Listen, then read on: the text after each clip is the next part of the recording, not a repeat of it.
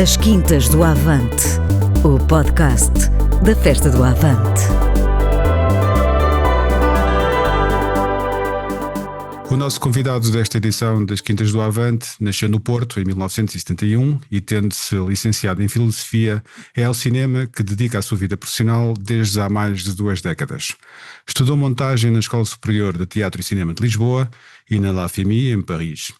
Foi montador em dezenas de filmes, dos quais se podem destacar Body Rice, de 2006, O Tapete Voador, de 2008, ou A Morte de Carlos Gardel, de 2012, mas já desempenhou outras funções no cinema, como as de assistente de realização, por exemplo, no filme de 2019, A Herdade, mas também como realizador, como no filme de 2023, Longe da Estrada, realizado em conjunto com Hugo Vieira da Silva. É atualmente professor de Teoria da Montagem na Escola Superior de Teatro e Cinema. Sejam bem-vindos a mais este episódio da temporada 2026 das Quintas do Avante. Eu sou o Vítor Rodrigues e hoje vou estar à conversa com Paulo Milhomens. Olá Paulo, muito obrigado por teres vindo até às Quintas do Avante falar connosco. Bom dia. Começava aqui pela questão daquilo que te tem levado mais tempo na tua carreira profissional em relação ao cinema, que é o papel do montador. Até aqui uma referência que nós estávamos a conversar antes de começarmos a gravar, que existem, portanto, a cadeira de Teoria da Montagem merece 4 semestres na Escola Superior de Teatro e Cinema. Qual é o papel do montador no cinema? Bom, a montagem, claro que é um momento final de escrita do filme, se quisermos, de decisões finais que os filmes têm que percorrer, desde o guião até a seu formato. Estou a falar de cinema de ficção, não é? No documentário ainda mais, por maioria de razão, isto é verdade. Na montagem decide-se o formato final do filme, quer dizer, o que vai ser o filme. De certo modo, o montador é o primeiro espectador do filme, digamos. O montador existe também numa articulação profunda com a figura do realizador, alguém que imagina o filme todo. Portanto, é alguém que entra no filme, nessa fase em que normalmente o material já está filmado. Na ficção, às vezes entramos a meio da produção, mas a regra geral entramos no fim, as coisas estão filmadas, os sons estão gravados, e ajudamos o realizador a encontrar o formato do que vai ser o filme. A teoria da montagem na escola de cinema, a teoria e a prática, não é? Eu leciono teoria, mas na primeira aula de teoria de montagem eu digo aos meus alunos, não há nenhuma teoria da montagem, a montagem é a prática, digamos. Cada filme vai reinventando o que é a montagem. Claro que há muitas teorias, há muito conhecimento e muitas experiências no fazer o cinema, não é? Há escolas, há movimentos estéticos, etc. Mas a montagem não há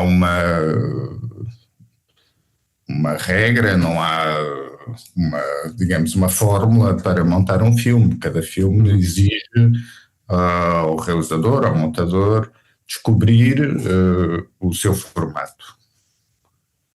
Ok, isso leva-nos aqui até à questão seguinte.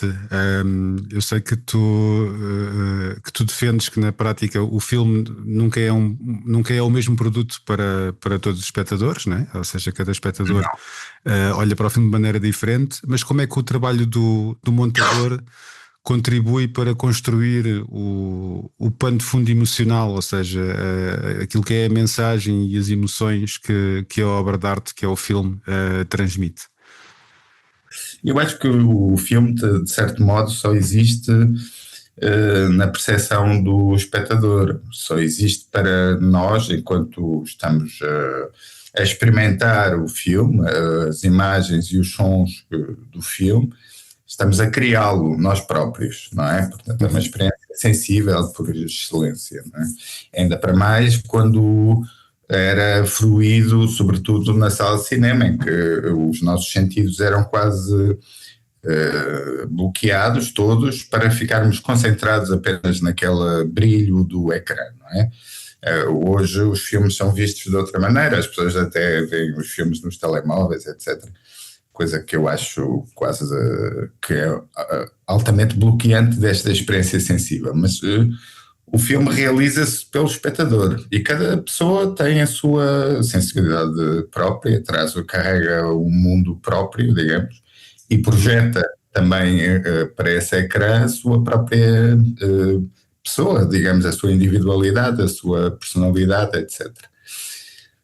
O montador tenta orientar a montagem, tenta orientar o formato do filme, é isto, e tenta permitir essa experiência sensível, digamos, às vezes desafiando o espectador, criando dissonâncias, criando momentos de confronto, outras vezes quase escondendo-se, não é? Deixando-se ficar na sombra, quase tornando-se invisível, que é um paradoxo, mas é assim.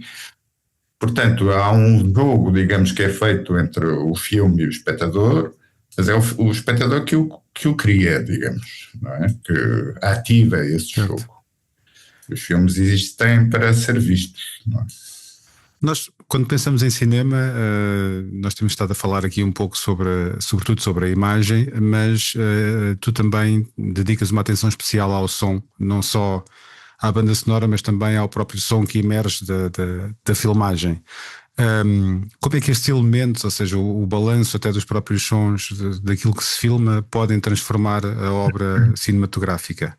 De certo modo, a imagem tem uma relação mais intelectual connosco, digamos, na minha opinião. O som é mais emotivo, digamos, o som, o efeito, sei lá, da música é qualquer coisa que provoca uma emoção que nós nem não conseguimos racionalizar, digamos, não conseguimos perceber porque é que estamos a sentir aquilo que estamos a sentir, e é uma arma muito poderosa, digamos, que o filme tem para a sua construção. E também a imagem nós estamos sempre a vê-la, digamos, não é? Estamos sempre a ter uma relação quase intelectual com essa dimensão do filme. E o som é mais subreptício, digamos, é qualquer coisa que está lá, mas que não é tão atirado à cara, digamos, é uma coisa que se insinuante, que se introduz dentro da nossa experiência e que nós, se calhar, não conseguimos perceber mesmo o que é que nos está a acontecer. Sim, eu pessoalmente confesso que dou muita atenção à música dos filmes e à maneira como a música acaba por acentuar. Sim, às vezes a música boa para um filme não é boa por si só. Isso é uma coisa muito curiosa. Às vezes a música muito boa não funciona num filme e muitas vezes temos experiências de música que não é assim tão boa e por si, digamos, mas que tem um poder enorme. Ok. Tu, apesar de teres muita experiência, tiveste também o teu período formativo no início da tua carreira, em que passaste pela École Nationale Supérieure des Métiers de l'Image et du Son. O que é que esta experiência, neste caso creio que em Paris, não é? Te trouxe ao teu trabalho, à maneira como olhas o cinema? Sim, eu licenciei-me em Filosofia e depois desisti disso tudo, de ser professor de liceu, e fui para o cinema, era o que eu queria fazer. Mudei-me do Porto para Lisboa e fiz a escola de cinema. E no final dessa escola eu senti que havia mais qualquer coisa que queria experimentar. E foi uma certa casualidade, eu fui aceito na escola, na FEMIS, em Paris, e foi muito interessante, porque era quer dizer, o desenraizamento total que essa mudança provocou, para mim foi muito produtiva em termos pessoais, digamos. E depois foi também contactar diretamente com pessoas de um cinema que eu apreciava muito e aprecio.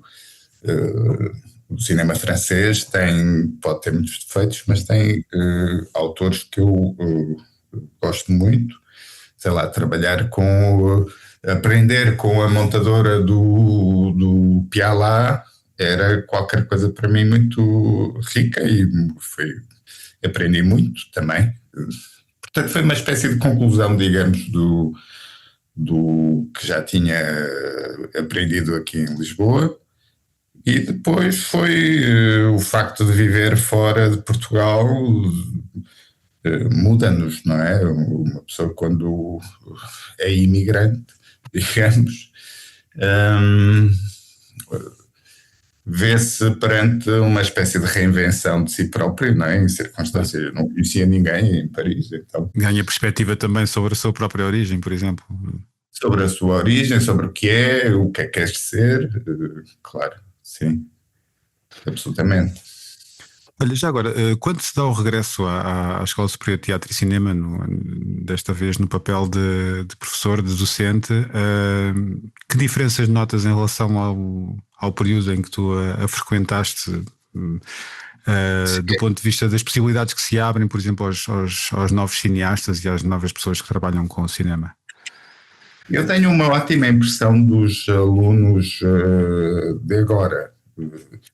Em relação, são mais, no meu tempo, digamos, de aluno, a minha turma acabou com 10 ou 12 alunos, e agora são bastante mais. Tenho muito otimismo em relação a estas novas gerações. Acho que é difícil porque estão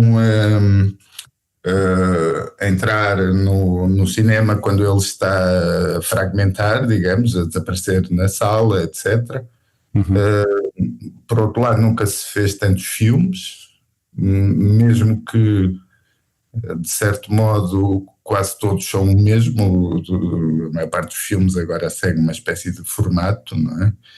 E talvez haja menos o prazer hoje de encontrar o diferente, de uma pessoa ir ao cinema sem saber muito bem o que vai ver e surpreender-se, e ter a disponibilidade de ser surpreendido, não é? E essa curiosidade, de certo modo. Em relação as escolas, são sobretudo as pessoas que estão lá, são essas pessoas que fazem a escola, portanto ela vai sendo sempre diferente, não é? Essa homogeneidade dos filmes será sobretudo notória nos filmes do chamado circuito comercial. Introduz aqui uma outra questão, porque tu já, mesmo antes de teres uma carreira no cinema, aos 14 anos, já eras diretor do Cineclube Chaplin na Leça da Palmeira. Aos 18 eras vice-presidente da Federação de Cineclubes. E isso é uma realidade que felizmente se vai mantendo, ou seja, o movimento cineclubista, que papel é que tem, como é que o vês também nessa divulgação, e o que é que mudou ao longo destas últimas décadas nesse movimento? Sim, o cineclubismo em Portugal foi fundamental durante a ditadura, não é? Era um sítio onde as pessoas podiam se encontrar a propósito dos filmes e falar de outras coisas, da política sobretudo. E o Wim Wenders no outro dia disse que os filmes não são políticos. Ele não disse bem exatamente isso, mas claro que são políticos e claro que têm uma dimensão importante sobre a política. O cineclubismo, sim, é um modo, para mim era muito fascinante em miúdo, conseguir programar filmes para os outros verem. Eu continuo a fazer isso. Agora temos um projeto com a Associação Ganso Manso, que é de Canas Senhorim, fazer um festival em Nelas, um festival um bocadinho diferente, um festival que tem a ver com não estamos a programar novidades ou estamos a tentar que haja uma coerência temática e uma ideia, e o cinema como reflexão sobre a nossa vida. Esse é o critério da escolha dos filmes. Mas o cineclubismo é fundamental como modo de pensar-se o cinema. Havia uma coisa que eu adorava, que era no final da sessão, com as pessoas que tinham vindo à ação, sentávamos e ficávamos às vezes horas a falar sobre o filme que tínhamos acabado de ver. E esse tipo de relação com os filmes acho que é importante de manter. E aí os festivais de cinema também têm um papel, não é? Perdão? Os festivais de cinema, para além dos cineclubes, também têm um papel, seja dos maiores aos mais pequenos, no contributo para divulgar. Sim, os festivais de cinema hoje em dia em Portugal são o sítio onde se concentra muito público, tem público, portanto há vontade das pessoas verem os filmes no sítio onde foram pensados, na sala de cinema. Esse público existe. Há um lado que não me agrada tanto, que é o facto de ser um acontecimento, digamos, esta cultura dos eventos, digamos. Mas pronto, é um sítio onde às vezes é uma concentração tão grande de filmes que é difícil acompanhar, não é? Mas é o lá, né? E nelas tentamos fazer uma coisa muito mais ligeira para dar também esse tempo, não é? Tu há pouco disseste que os filmes são políticos, ao fim e ao cabo, nunca deixam de ser. Tu foste montador do Posto Avançado do Progresso, do Diogo Vieira da Silva, do Raiva, do Sérgio Truffaut, e também do documentário lançado nos 40 anos do 25 de Abril, O Meu Outro País, da sueca Solveig Nordlund. Fala sobre o colonialismo, outro da miséria dos trabalhadores agrícolas do sul do país, outro de um país que se liberta pelo olhar de alguém que o vê de fora. Como é que o teu trabalho também marcou estes filmes e o seu caráter político? Houve uma intenção da tua parte também no teu trabalho de dar esse contributo? Sim, no Raiva eu fui um dos montadores, quem assina a montagem é a montadora brasileira, mas sim, às vezes isto acontece também, a montagem tem várias mãos a mexer no filme, isso acontece com frequência. Esses filmes são, cada um tem uma história diferente, digamos, há uma dimensão política evidente no assunto, digamos, que os filmes exploram, não é? O Meu Outro País é, no fundo, o retrato pessoal da Solveig, da sua experiência do final do regime fascista em Portugal, o 25 de Abril, o pós-25 de Abril e uma espécie de desilusão da Revolução. O Raiva nasce da Seara de Vento, não é? Essa história é tão forte. E o Posto é uma espécie de adaptação portuguesa do conto do Conrad. E claro que tem essas dimensões da história de Portugal, não é? Da nossa história.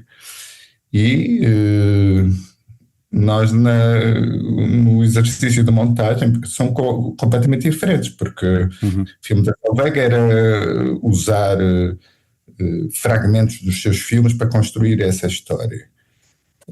O Posto, eu estive na rodagem, estivemos a filmar em Angola, foi um processo muito...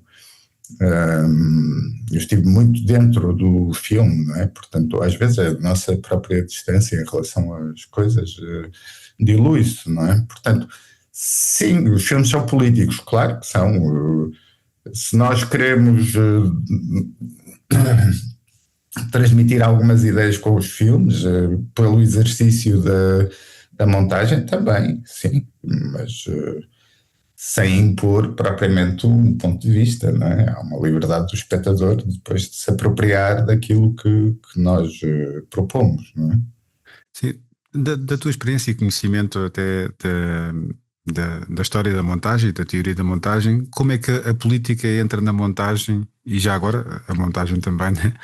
Na política, que evoluções houve neste capítulo ao longo dos anos que o cinema já tem? Isso é muito interessante. O cineasta preferido do Stalin era o John Ford. Uhum. E o Stalin achava que os cineastas soviéticos deviam fazer filmes de propaganda tão bons como os do John Ford. Porque ele não percebia também o que é que um Eisenstein ou um Vertov estavam a fazer. Ou não lhe interessava, não é? Queria. O cinema é sempre ideológico, nasce de uma ideologia, é impossível não ser assim, não é? A montagem de Hollywood, o que se chama do cinema clássico americano, claro que tem uma dimensão política, mas tem várias funções, não é? Que se acumulam, económica sobretudo, não é? Transformar o filme numa mercadoria, digamos. O formato standard, etc, etc. A montagem invisível, não é? Que não se percebe que estamos a ver um filme composto de várias partes, não é? Claro que às vezes as coisas são políticas de maneira muito surreptícia, não são assim, Sim, não é evidente. Sim, não é preciso, não é? Sobretudo não é evidente aquilo que não está lá, ou seja, sei lá, no trabalho de edição, e acredito que também na montagem, Claro. há escolhas que são feitas para só ficar em determinados fragmentos ou sobressaírem determinadas imagens e com uma intenção, não é? Claro, o mais importante na montagem é cortar, não é? Literalmente, eu ainda aprendi a montar nas velhas mesas de Steinbeck, em que nós tínhamos uma cortadeira, não é? Tínhamos uma máquina de cortar a película e uma fita cola para juntar os bocados, não é? Agora não se trabalha assim, mas o mais importante é mesmo cortar, saber o que cortar. Às vezes é mais importante cortar do que manter. Ok. Isso leva-nos aqui também, voltas a trabalhar com a Solveig Nordlund em 2024, com Memórias do Teatro da Cornucópia, que é um formato, digamos, é um filme sobre memórias e ao mesmo tempo sobre uma outra forma de arte, que é o teatro. Que desafios é que isso te trouxe, que tu ainda não tinhas experimentado na tua carreira?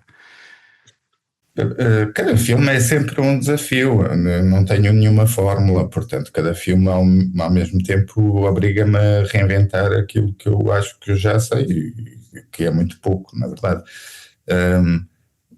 As Memórias de Teatro da Cornucópia é um filme que eu acho. Eu sou suspeito, mas é um filme que eu gosto, porque nasce só de material de arquivo. Digamos, há um plano no filme, um único plano, que por acaso fui eu que o filmei, mas se não, é só material de arquivo. E arquivo que, estando agora junto, digamos, o filme ainda está em exibição, portanto, este material organizado assim e até porque estamos na Páscoa, digamos, há uma espécie de ressurreição desse material. Há uma espécie de recuperação de facto fragmentada de várias memórias e auxiliadas, no caso, pela Cristina Reis e o Luís Miguel Sintra, que narram o filme a partir das suas memórias, são os narradores do filme.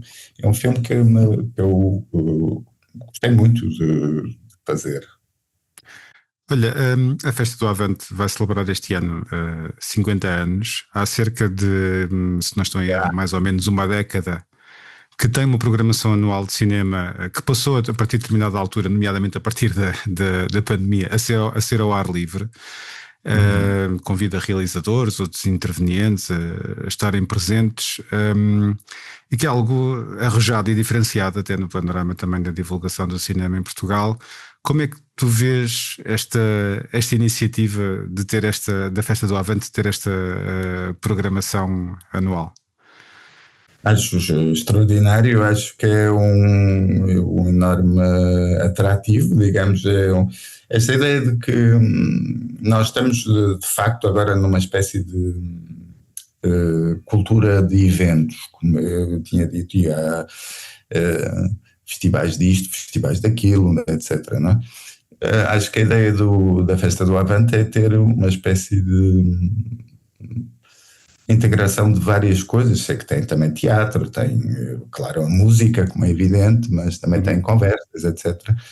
E o facto de terem cinema e ao ar livre é ótimo, acho fantástico. Muito bem, fica aqui o convite ao Paulo e para os nossos ouvintes para os dias 4, 5 e 6 de setembro. Como disse o Paulo e bem, para além do cinema temos concertos, exposições, teatro, desporto, debates políticos, gastronomia, tudo na Quinta da Atalaia e no Cabo, na Amora, no Seixal. Estão todos convidados a participar nesta edição da Festa do Avante, que celebra os seus 50 anos.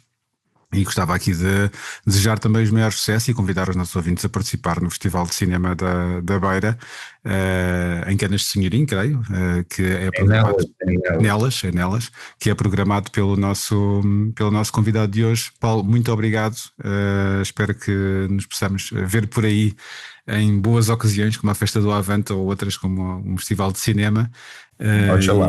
Sim, e os maiores sucessos para o teu trabalho e já agora também os parabéns por seres o excelente profissional que és também. Muito obrigado por teres vindo até aqui às Quintas do Avante. Muito obrigado.